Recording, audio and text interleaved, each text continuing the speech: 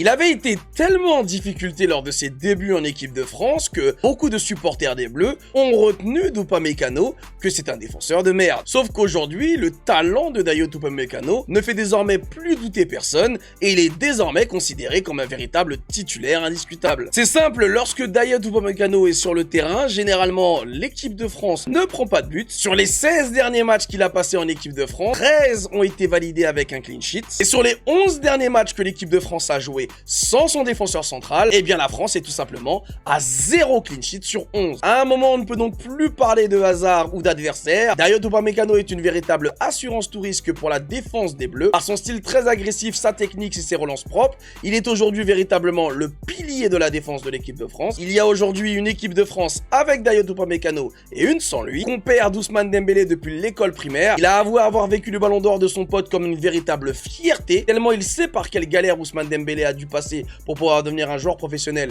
mais surtout atteindre le niveau qu'il a atteint au PSG. Mais on pourrait également parler des siennes lorsque aucun recruteur ne voulait de lui lorsqu'il a évolué à Évreux et qu'il aura fallu que ses entraîneurs à Évreux l'emmènent en douce faire un test à Valenciennes alors qu'il n'était absolument pas invité pour que justement Valenciennes se rende compte du potentiel du gamin et décide finalement de le recruter. La suite donc on la connaît, mais lui aussi a dû cravacher et passer par des étapes intermédiaires pour pouvoir atteindre le niveau de l'équipe de France jusqu'à aujourd'hui où il en est le véritable taulier.